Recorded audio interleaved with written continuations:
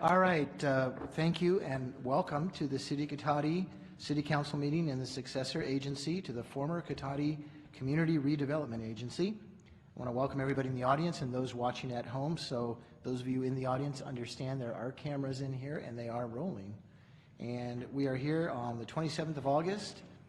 And if we could start with roll call. Councilmember Harvey? Here. Mayor Delacour? Here. Vice Mayor Stillman? Here. Councilmember Lamon? Here. All right, and before we get into the Pledge of Allegiance, I want to also, you heard of our City Council and I as your mayor introduced. I want to introduce staff that's here this evening. We have our City Manager, Damian Obid, our City Attorney, John Bacher, our Chief of Police, Michael Parrish, our City Engineer and Director of Public Works, Craig Scott. There you are. Sometimes you're there, sometimes Neil. All right, good, Noah. Administrative Services Director, Angela Corder, and our Director of Community Development, Noah Hausch, and our City Clerk, Lauren Burgess. And with that, I'd like to ask Officer Cunningham to lead us in the Pledge of Allegiance. The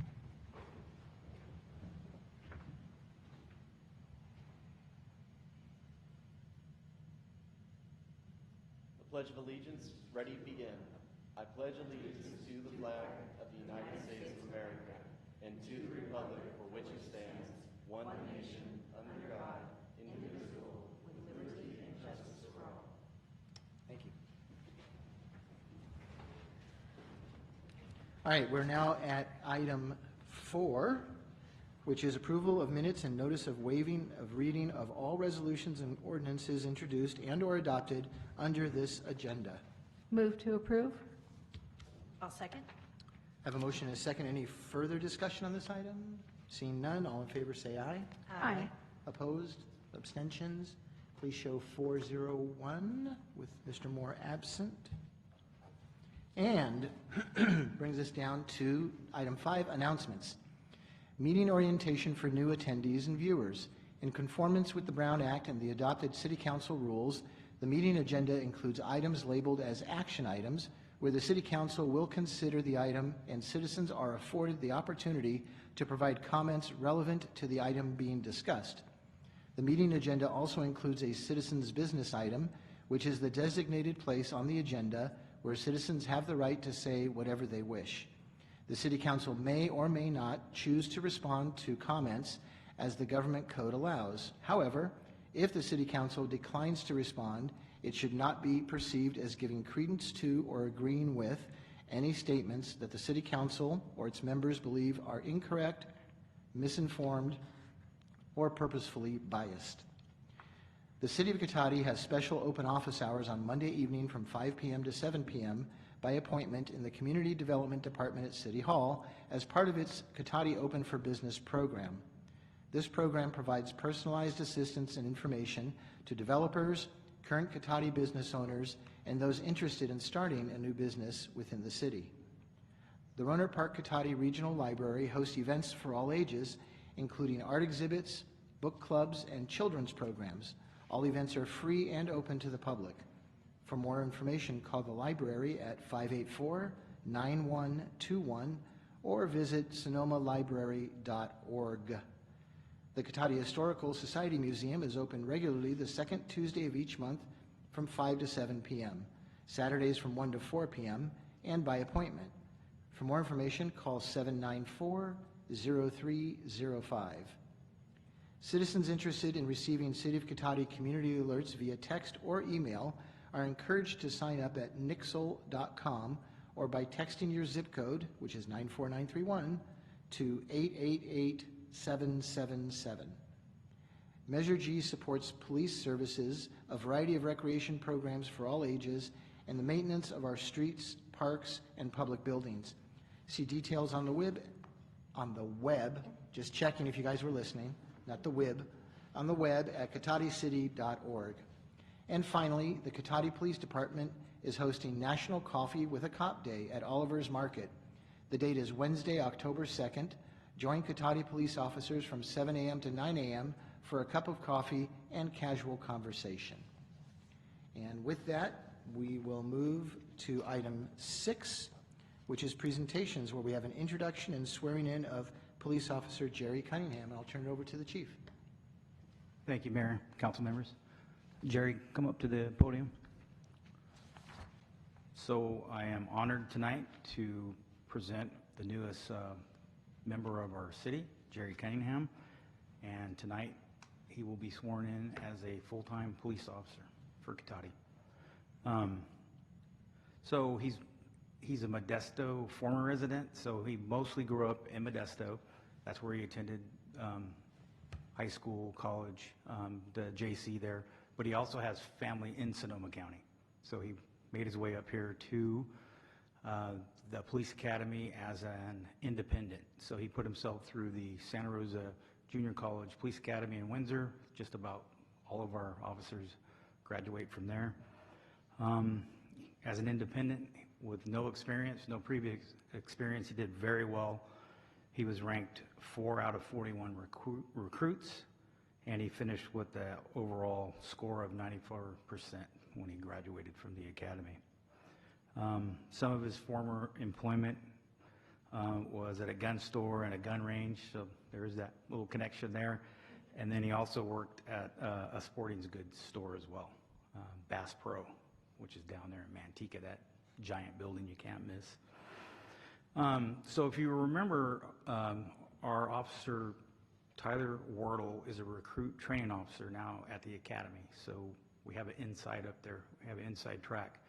And so Tyler identified Jerry Cunningham as someone that would be a good fit for our city.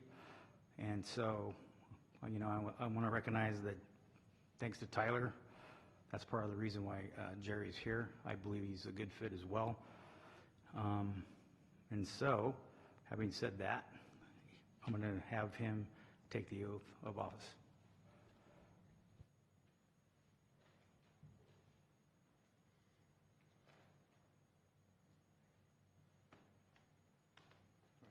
Raise your right hand and repeat after me.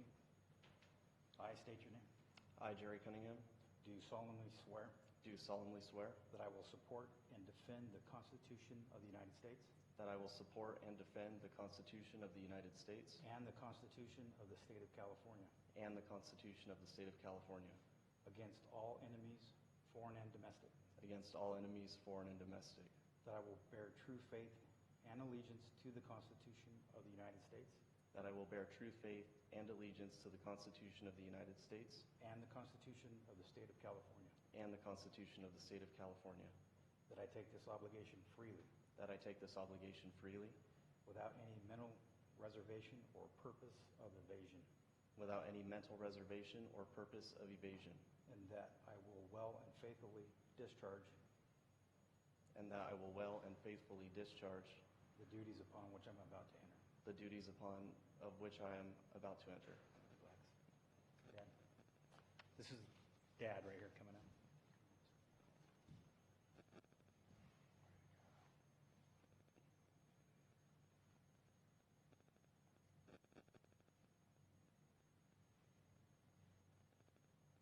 I told you it was tricky. They sold it up. Not yet. There you go.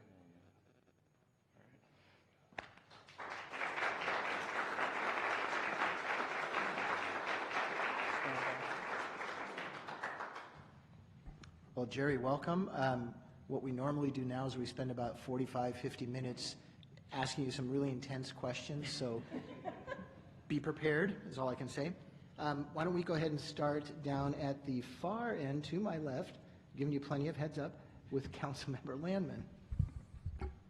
So I was sitting here watching the difficulty putting the badge on. I noticed the back and forth regarding not having a vest, and it suddenly struck me, would this have been a workers' comp injury this early? I'm glad we didn't have to find out. So first of all, the good news, welcome to Cotati, and coming from Modesto, I don't care how hot the weather is here, whatever vest you eventually do wear, I'm sure it'll feel comfortable and be easy for you after that.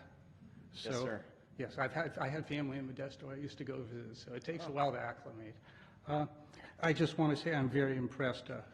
Not having a previous background, showing the hustle to do this on your own, and then what was it? 4 out of 41, number 4 out of 41, 94% total score. That's a very impressive amount of hustle. We appreciate that, and I think that bodes very well for your career here. So we're glad you decided to make this your home. Thank you, sir. All right, thank you very much. Vice Mayor Skillman. So, yes, welcome to Cotati, and thank you for choosing us for your blossoming career. So we're really happy to have you here, and it's really a great organization. It seems like people are pretty happy, and so it'll be a good learning place for you. So really glad that you've come here, and that we get to benefit from all of that determination in getting your achievements so far. So thank you very much ahead of time for your service. Absolutely. Thank you. All right, thank you very much. And Councilmember Harvey?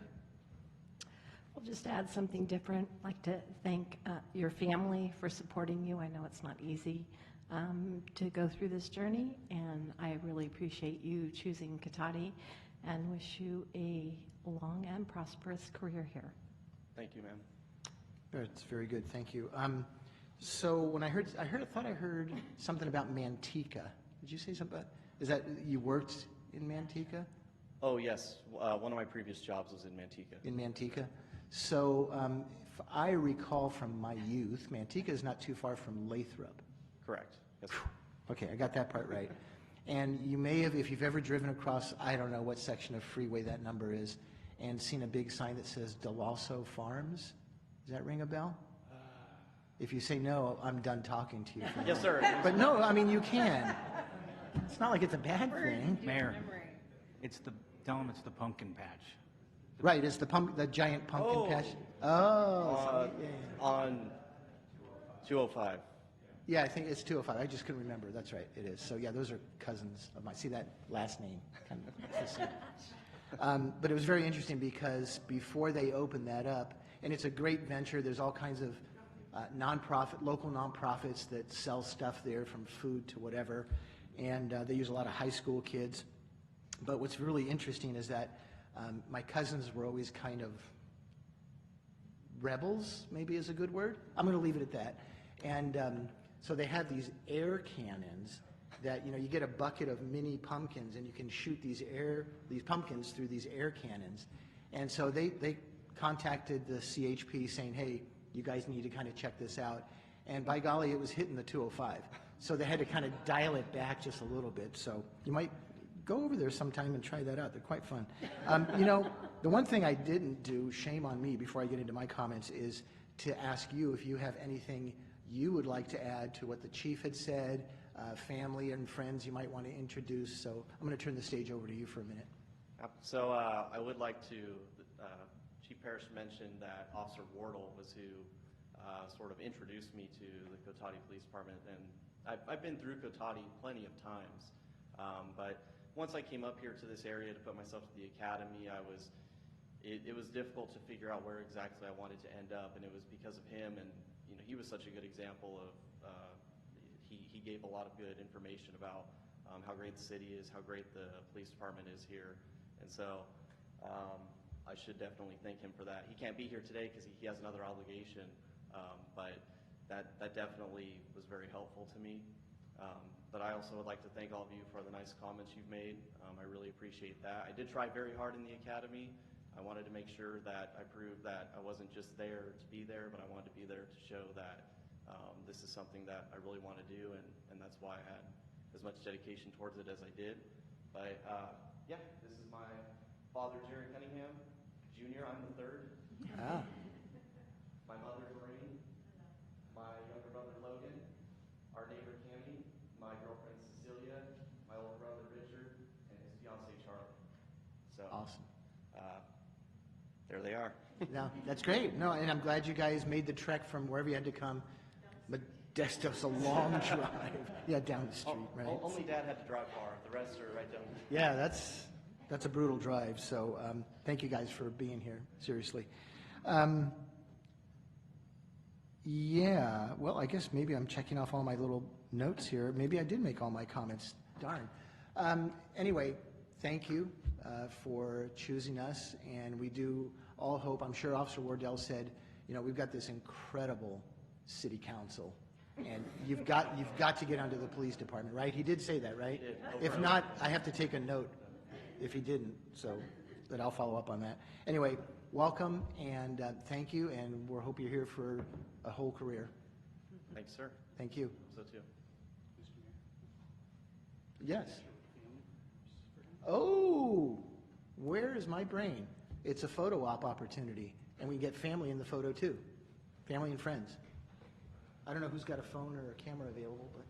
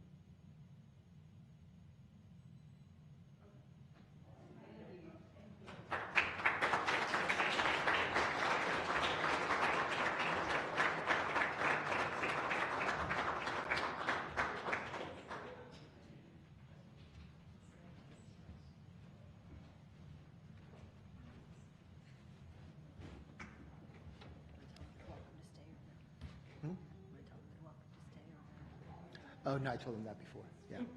I already warned them. Very good. Okay, now we're at item 7, which is approval of final agenda. Do we have any changes to the agenda? Thank you, Mayor. No proposed changes. All right, thank you very much. And we are now at item 8, which is citizens' business and public comment for consent calendar items. Any member of the public wishing to speak to the council on any item listed on the consent calendar or any matter not listed on the agenda that are within the subject matter jurisdiction of the council may do so at this time. Pursuant to the Brown Act, the council is not allowed to consider issues or take action on any item not listed on the agenda during this period. Pursuant to City Council Policy 2017-02, comments of any member of the public are normally restricted to a total of 3 minutes in length per person for matters not on the agenda, and a total of 3 minutes per person in length for any and all items on the consent calendar. The mayor may extend the time limit for a reasonable time where a disability accommodation has been requested. So do we have any comments for citizens' business? And seeing none, I will go ahead and close the citizens' business, and we will move to item 9, which is the consent calendar. And before we take any action, I do have something I need to read. Before there is final action on the items on the consent calendar, in accordance with Government Code Section 54953, there is a proposed change to the hourly rate of the city manager, consistent with the salary change in all other labor groups. If the contract amendment is approved tonight, the hourly rate would change by $2.13 per hour. There are no other contract changes proposed. And with that, under citizens' business, that was the opportunity afforded to the public for any comments on consent, but I'll just run it out there again. No comments, and I'll bring it back to council for an action item. Move to approve? I'd second. I have a motion and a second. Is there any further discussion? All right, seeing none, all in favor say aye. Aye. Aye. Opposed? Abstentions? Please again show a 4-0-1 vote. And item 10, direction on future agenda items. Do we have any from council? I'll start with Councilmember Harvey. Any items? No? Councilmember Landman, Vice Mayor? No, thank you. Nope. All right. We are now at item 11, which is our public hearing this evening, which is a request by Fog City Farms for approval of a commercial cannabis cultivation permit to allow the operation of a commercial cannabis cultivation facility with a maximum cultivation canopy of 22,000, I assume, square feet, to be located at 361 Blodgett Street in the Commercial Industrial Zoning District. I've never seen the word cultivation used more in one sentence than that right there. So I'll turn it over to Mr. Hausch. Thank you, Mayor, members of the council and the community. As identified, the item before the council is a commercial cannabis cultivation permit. And specifically, it's a request from Fog City Farms for approval of a 28,642 square foot commercial cannabis facility, cultivation facility, with accessory distribution. As identified, the maximum canopy will be 22,000 square feet, in keeping with the zoning code requirements for a medium-sized cultivation facility. As identified in the staff report, it is proposed to operate 24 hours a day, 7 days a week. It's located at 361 Blodgett Street in the Commercial Industrial Zoning District. And if approved, this will require the applicant to pursue a Type 3A and Type 11 cannabis license from the state of California. 361 Blodgett Street is in the northwest portion of Cotati, as identified here, represented by the red star. Drilling down a little bit, this is an aerial photograph of the site. It's on the corner of Blodgett and Tribino Court, and it's adjacent to the city's courtyard. Providing some background, in 2017, the Cotati citizens passed Measure G, and then shortly after, in February of 2018, the City Council established the regulations for commercial cannabis in the city and set the limitations on the number of permits that can be issued.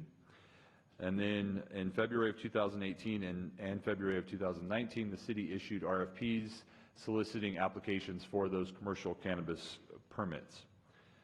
This process resulted in 6 new commercial cannabis permits moving forward, or businesses moving forward towards implementing those permits, and there remains 8 applications for commercial cannabis permits in the city, one of which will be reviewed tonight and is before the council. It's worth noting that staff does anticipate modifying the process for reviewing these slightly. We're going to move on from the RFP process and open the application process to a first come, first served, similar to other development application types, until we have the maximum number under review, and it'll be closed, and this will be kind of managed through a website that's available for the public and the community to review. So specifically, some of the analysis of the project, the operational characteristics of the proposed permit meet all the city requirements identified in the zoning code. Compliance with all of these elements has been identified in the applicant's application package. That includes security infrastructure, building and fire code requirements, lighting, environmental elements such as air quality and odor protections, energy use, hours of operations, etc. They are not proposing any volatile or hazardous materials as a part of their application, and as identified in the staff report, there has been CEQA analysis and financial considerations made as a part of this review. With regards to issues with the application, staff did send out a notice of application to all property owners within 500 feet of the site. In response, 2 phone call comments were made. They requested to be anonymous, but they just expressed opposition to commercial cannabis in general. They were not opposed to this specific application.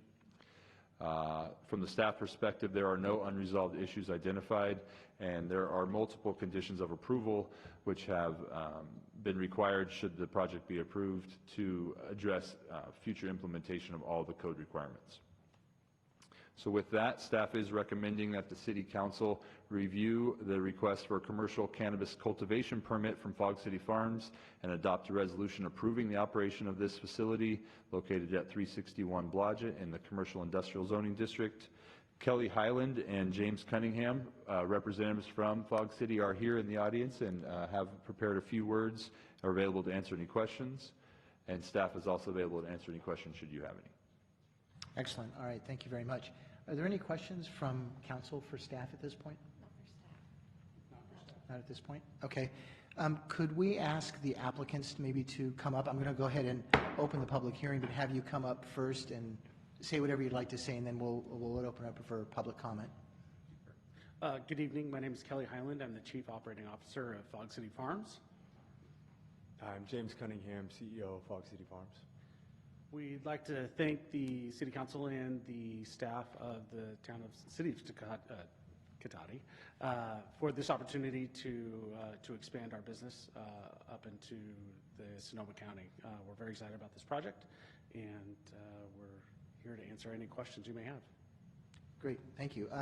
Do we have any questions for the applicants right now at this point? Anyone? Do you? Councilmember Harvey? I have to, I noticed the building, there's a lot of windows along the outside. So from a security perspective, I saw the plan for security cameras in all the rooms and things, and I was wondering if you were going to have a need to address the security with that amount of windows facing the streets. Yeah, with the way the building is configured, the majority of those windows occupy office space.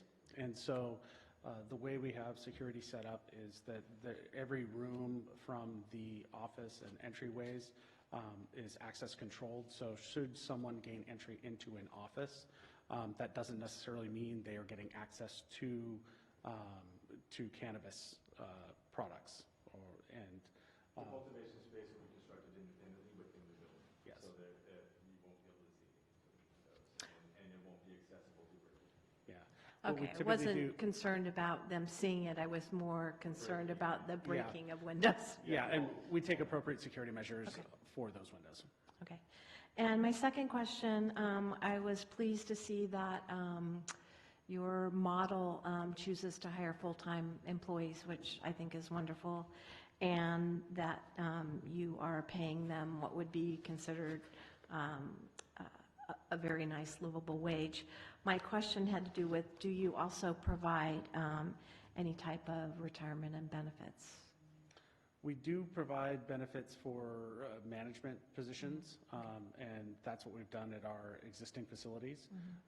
As far as we are a company that has been around for a couple of years, and as we continue to grow, we will start to implement full benefits packages. Okay, thank you. Those were my questions. Great, okay, and any questions from other council members for the applicants? Yes, Councilmember Landman. Thank you. Yeah, first I wanted to ask you, and I'll take over where Councilmember Harvey left off, talking about your employees. So this looks like potentially up to 20 employees roughly in the future. I wanted to ask if it would be possible, we've requested this from other cannabis businesses, to have a local preference, meaning that when you're hiring, if you have two potential hires which are roughly equivalent in terms of how they look as potential employees, and one is local to Cotati, that they have preference. Is that something you could implement? That is something that we already do in our existing locations. We feel that people that are from the community are more invested in their jobs and so we feel that that's a benefit to as a company for our employees. And so I think as much as possible, we commit to trying to hire local. All right. Well, Mr. Highland, you couldn't have a better answer than that. I have one more for you. And it's going to be a request, not a condition. That might be a change of pace. I'm sure you're used to having conditions put on you, so I see you smiling in relief already. But this is something I've asked other cannabis businesses who came here, and they've showed a willingness to look into this. You mentioned on packet page 48 that Fog City Farms is interested in being involved in economic development and local prosperity, local philanthropy.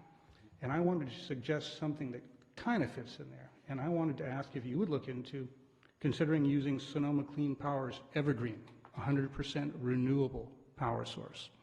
This is 100% renewable, it's 24/7, does not require any sort of natural gas peaking plants to back it up. So there's considerable benefit to it. There is a small additional cost, which is why I'm asking you to look into this and see if it's something you can make fit your business plan. It's 2.3 cents, I think, per kilowatt water hour extra. That looks like $13 a pay period for an average community household, an average residence. But it's something I'd like to ask if you'd look into and perhaps get back to us in the future if that's something you can make work. I recognize that due to the efficiency of your lights, your electrical footprint will be much lower than normal. So that gives me a little more comfort to ask you to consider this.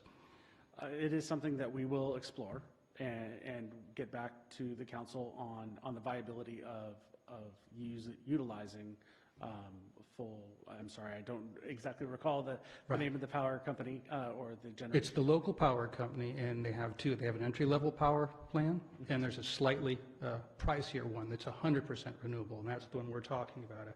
And its name is Evergreen, which is easy to forget, so I can't blame you. No, I know in our Watsonville facility, we do use, I'm going to I believe it's Monterey Bay Alternative. Monterey Bay Community Power, Clean Power, yes. Yeah, we do source some of our power supplies from that source. So it is something that we already do. And Good. so we'd just like to explore the tiers with this Evergreen company. Exactly, and that's why I'm just making this a request and not a condition, because you haven't had the opportunity to look into that and see if it's negligible, possible, or a real challenge. So I appreciate your willingness, and you're not alone in this. The city does that as a municipality as well, so we're doing the same thing. Yeah. Thank you, gentlemen. You're welcome.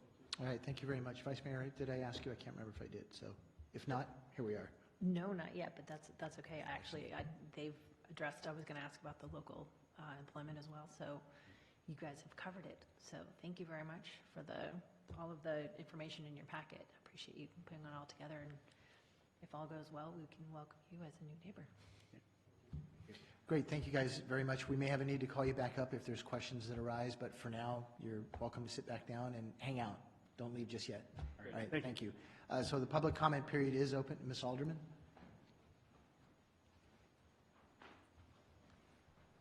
I don't have any objections to this, but I do object that Mark Lamon did not just identify himself as board chair of Sonoma Clean Power and ask the applicant.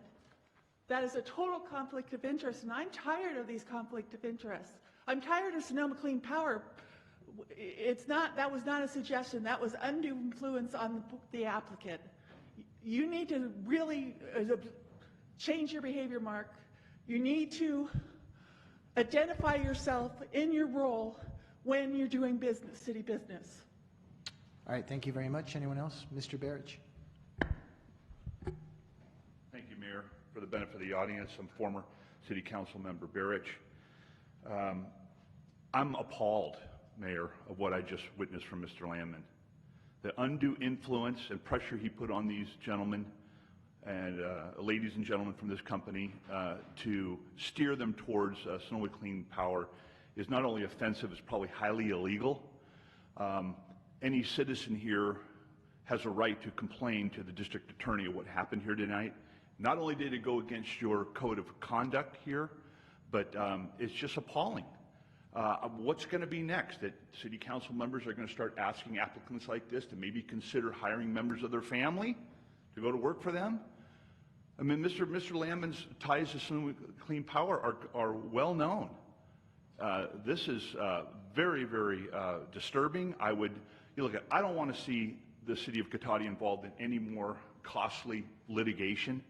I would ask Mr. Lamon to please recuse himself from this vote before he goes to jail or he gets fined by the state and more embarrassment falls on the city from what I just witnessed. And I would like to see some integrity from my city council to weigh in on this. I've never seen such a thing, something so blatant, so callous, disregard for proper etiquette and rules and the law. I mean, I'm shocked. All right, thank you for your comment. Is there anyone else who'd like to speak on this topic? All right, seeing no one else, I'm going to go ahead and close the public comment and bring this back to council. I will turn to our city attorney, and I don't know if you want to weigh in on any of those comments that were made. Well, I would just point out that Councilmember Lanneman asked that the applicant consider using Sonoma Clean Power, and the applicant accepted. There was no condition, I didn't see any undue influence. The applicant was free to choose to act in any way the applicant chose. And I don't see that as being undue influence. And so I don't have any particular concerns about the council proceeding. All right, thank you. And I would also want to add to that whatever decision we're making tonight, whether it's approval or disapproval, it doesn't involve anything to do with Sonoma Clean Power. That's a decision that the applicants can make on their own behalf as a business decision. So, might I comment briefly, Mr. Mayor? Yes, please. Yeah, I want to be very clear for those that perhaps didn't hear me clearly, because what I did say, I was imposing no conditions, something that most people who come before councils are used to receiving. I said that very clearly, and I asked them to let us know later if they're able to do this. But my vote happens tonight before I get that. So there's no undue influence whatsoever, and I purposefully couched it that way. And as far as my influence or being part of Sonoma Clean Power, that's not exactly a secret. Every single council in this community, in this county, has a representative on Sonoma Clean Power, so it's not exactly a surprise. So with that, thank you for that chance just to make that clear, and I'm certainly hoping that I don't go to jail because I don't intend to recuse myself tonight, so thank you for that. All right, thank you for that. So bringing this back to council, do we have any further questions for the applicants or for staff at this point? It's back to us for a decision. No questions at this end? Okay. Any questions down at this end of the dais? No, as typical for this industry, an incredibly thorough presentation in the packet in terms of responding to the analysis we asked for. Pretty much every question you can ask for, and then a few that you didn't think of have been in this packet, and that's, again, as I said, not atypical for this industry, so I appreciate that. It was very helpful for me to review. Yeah, absolutely. I think, you know, your response to questions and filling out all of the necessary paperwork was incredibly thorough. I mean, there really just, I had little to no questions. I'm glad a couple of council members had a couple of questions for you guys because it was almost too embarrassing. It's like, wow, this was really well presented. So, and staff did a fine job in the summaries of all of this as well. So with that, then, yes, please. I would hope that if this moves forward and the business does get up and running, that we might be welcomed for a tour. I was very intrigued by your growing process, and it would be nice to be able to see that one if you get established, because it looked very well done. Very good. Okay, are we ready for an action here? Mr. Mayor, I'd like to move that we adopt a resolution approving the operation of a commercial cannabis cultivation facility with a maximum cultivation canopy of 22,000 square feet, I'm assuming that is, located at 361 Blodgett Street in the Commercial Industrial Zoning District. And second? Okay, motion second. I assume there's no further discussion since we've had some. All right, all in favor say aye. Aye. Aye. Opposed? Abstain? Please show 4-0 and 1 absent. Councilmember Moore, congratulations to you guys, and moving forward. Thank you. All right, we are now at item 12, which is the regular agenda, and we have no items. So now we're at item 13, which is the city manager's report. Thank you, Mayor, members of the council. So just a couple quick construction updates. As you have probably no doubt noticed, that there are some lane closures on Old Railroad Highway as well as East Cotati. So they will be in effect from 8 a.m. to 5 p.m. Basically from now through the month of September on both Old Railroad Highway and East Cotati Avenue. From Old Railroad Highway all the way to the city limits by Sunflower Park. There's 2 paving projects there. Message boards are up, which you no doubt have also noticed. They're gigantic, and they have messages on them about the road closures or the lane closures. And also, you probably have also been seeing the Nixle alerts, which have some more specific information, more topical to the week as the construction proceeds. So generally, dig-outs continue through this week, just failing localized pavement areas, or repairing localized pavement failure areas. And then next week, Old Railroad Highway from La Plaza, basically in front of La Plaza Park down to William and George will be repaved. So there'll be quite a bit of activity there on that segment of road next week. L section will be pulverized starting mid-September. So You know, that's a little harsh. it's what's going to happen. It's going to look like a dirt road pretty soon. But Yeah. the streets in L section are going to get pulverized. Yes. That would be more appropriate, is all I'm Oh, saying. I'm sorry. Yeah. Right. The streets, yes. Thank you. Thank you for correcting me there. All right, and then also Kessing Ranch, rough grading's been completed, and If you've been watching the site, they're installing water, sewer, and storm drains, as well as retaining walls currently. So the expectation is that they would start pulling their initial building permits in October. So you'll start seeing some model homes by then, and then they'll sell them. As I think I've mentioned before, they're not what they call spec builders, so they will have the model homes first as showcases for the different models that they'll produce, and then as they get people ordering houses, and they build them basically per order as they go along. So it'll be a longer build out than like a spec build out, which would just build it all at once. On the recreation side of things, so school started, and our rec department has partnered with students and teachers at Rancho Cotati High. They have a life hospitality and event planning track, and so some of the kids there are interested in those, and so that's what we're partnering with the high school on. And this fall, students are going to be working with staff on some community events, including the City Halloween and Breakfast with Santa. And in the spring, the plan is for the students to plan and have a new event in Cotati. So we look forward to building our relationship with the high school students and providing new opportunities there. This Thursday is the last farmers market of the season, so stop by between 4:30 and 7:30 to get fresh produce, hot food, and listen to live music for the last time until 2020. And then the last summer movie in the park this season will be held on Friday, September 13th, and we're showing Lego Movie 2. The show starts at sunset, and this event is free to attend. So if you're into Legos like me, you should definitely go.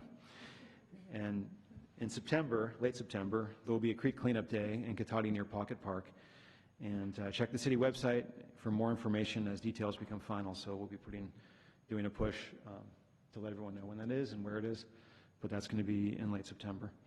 And then also the fall and winter activity guide should be out in early September. So be on the lookout for the new programs, and that should hit everyone's mailboxes. And then finally, like always, if you have any questions on recreation programs or events, please contact Ashley Wilson at 665-4222 or awilson@cotaticity.org, or you can always just go to the city website or Facebook page where these events are listed. So with that, I'd be happy to answer any questions. Excellent. Any questions for the city manager? Yes, please. On the corner of Benson and Park, they have one of the billboard signs there. That is a corner that is hard to see around, so I would like to request that they move that sign around, because when you come up there, you actually have to pull out into the intersection to see around that sign, because it's big and it's solid. So if it could just be moved. So when you're, just to clarify, so when you're coming right across from the vet building there. Yeah, but when you're pulling out of Benson, you can't see down you Park? can't see. Yeah, you can't see. Okay. Yeah. All right. Thank you. Down this way, any questions for city manager on his report? No, thank you. I have just one item, which I know we've spoken about. I still get an occasional email or voicemail about Cassine Ranch and dust. I mean, whenever there's a construction project, dust is number one on the hit parade. So I'm just wondering, I'm pretty sure that there is a site inspector over there, but, maybe to talk to the work crews over there about watering down a little bit more regularly. I don't know what the magic number is. I'm getting this mostly from Feller Lane, but also from the other side, the other subdivision next to it too. So it's going to be, I know it's ongoing. I know you're going to have dust when you're moving around, the volume of dirt that those guys have been moving around. But anyway, just something so you guys are aware of it too. Great. Okay, yeah. Thank you. Thanks. And now we'll go to item 14, City Council Member Reports. I will start to my right with Councilmember Harvey.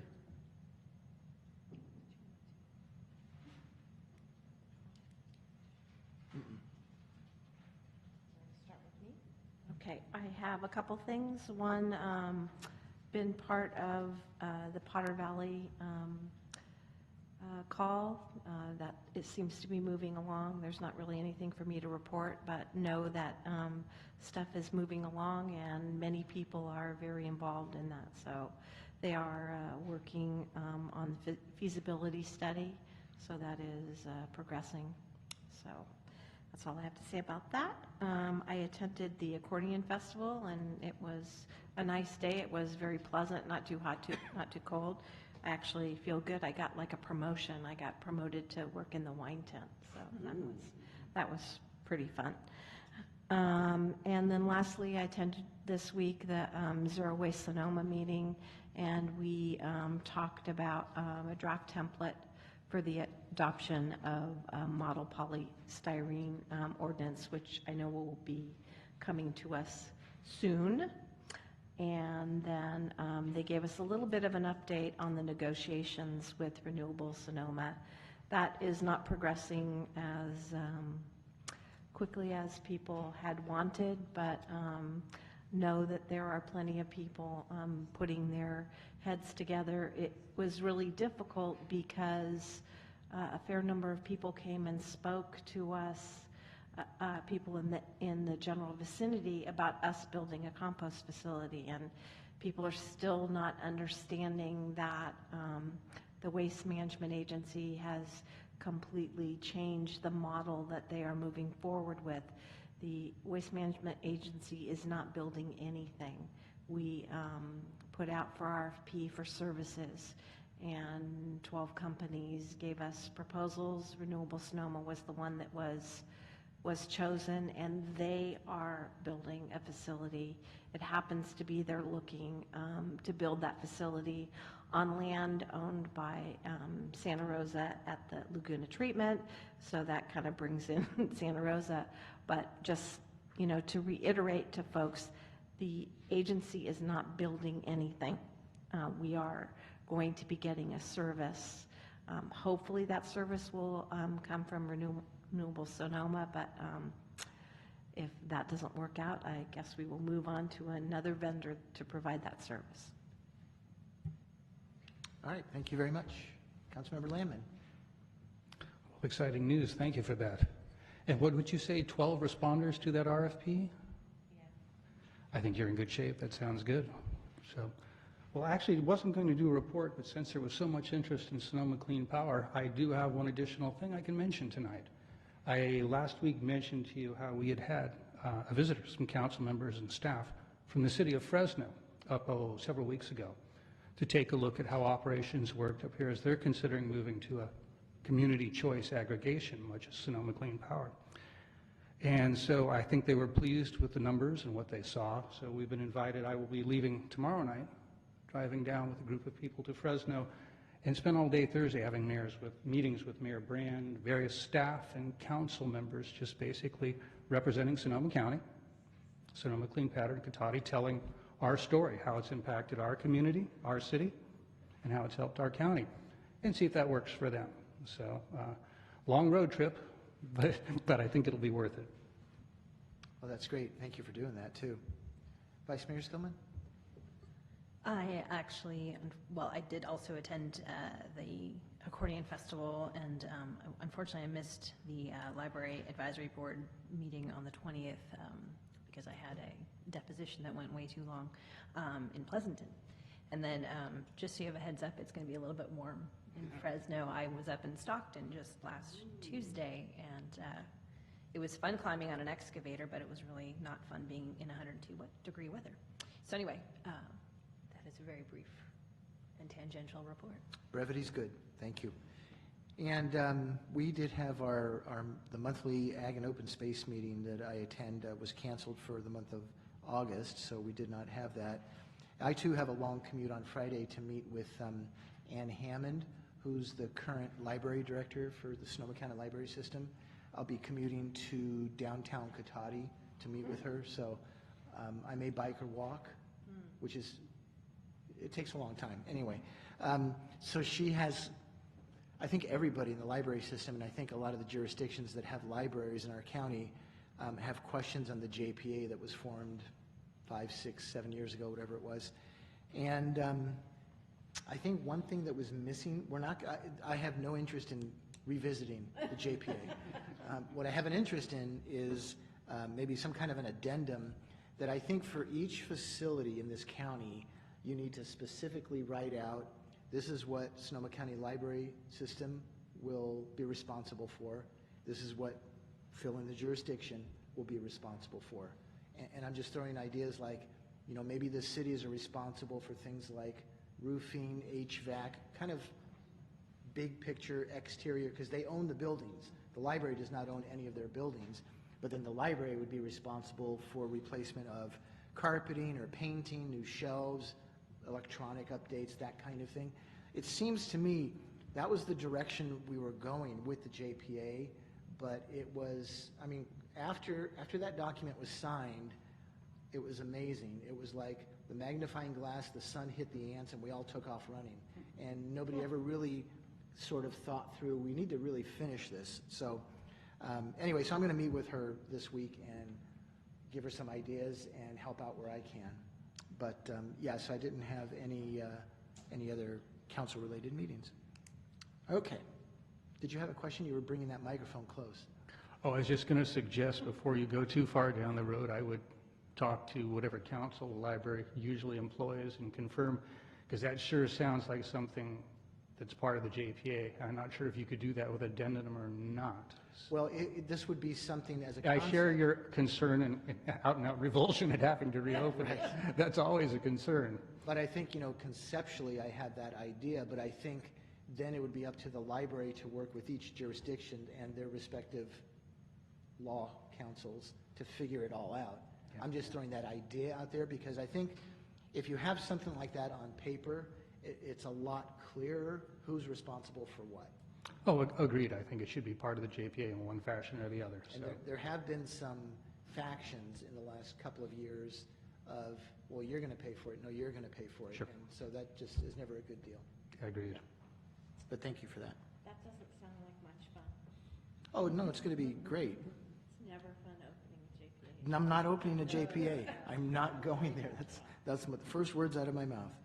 All right, we'll move on to item 15, which is public comment on non-action agenda items. Anyone? Yes, please, step forward.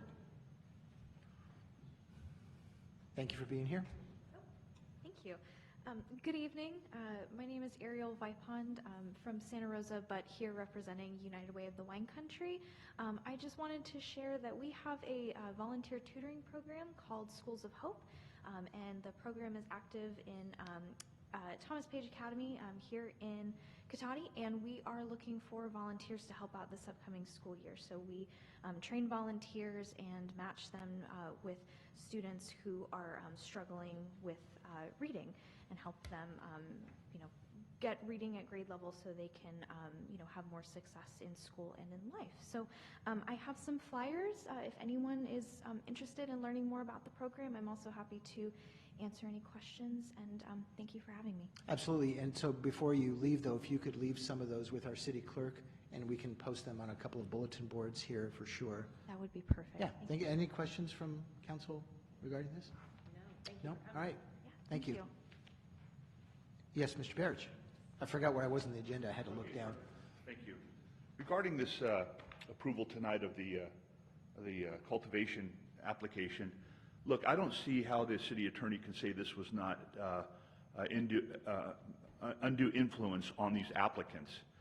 Just because Mr. Landman stated that he specifically said that he's not putting a condition on this, that would have been really something to watch if that happened. But the overall flavor of Mr. Landman's presentation and comments reeked of unjust influence on these applicants. These applicants have to go through an approval process. You don't think those gentlemen walked out here tonight not discussing that they better sign up with Sonoma Clean Power or their inspections are not going to go very well? Do you think those gentlemen left tonight not thinking if they don't go with Sonoma Clean Power, that when they come up for their relicensing 2 or 4 years from now, whatever the code calls for, that's not going to go very well from them? I'm just shocked. I understand the city attorney has a job to do here to do anything possible that he can do to protect the rights of the city. But it's clear to a first-year law student what I saw tonight, this was just absurd. You people have the experience. Surely you should have stood up and objected that Mr. Landman needed to recuse himself. You cannot go down that road. Can you imagine if I was on the city council and applicants came before me and I was suggesting to them that they should use video security for their business, and I happen to be, licensed contractor specializing in it? Can you imagine? How did this happen tonight? How do we let a sitting council member get away with this? You need to do something about it. It's a clear violation, even in the common law conflicts of interest. It says, under the common law rule against conflicts of interest, an illegal conflict may be found irrespective of the existence of a financial interest. You all got this. What the hell's wrong with you people? Thank you for your interpretation. Anyone else? Ms. Alderman.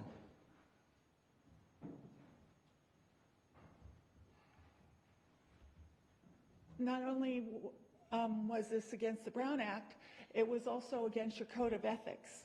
And we all know how long has it been? A whole year.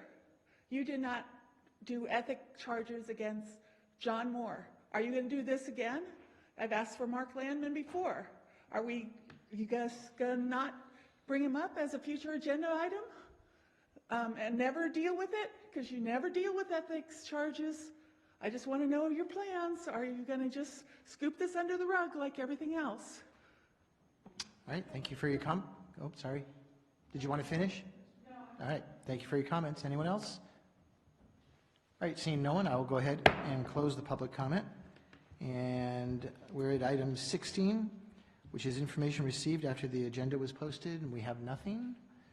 And we're at item 17, which is adjournment. We're adjourned at 7:56 p.m. Thank you very much.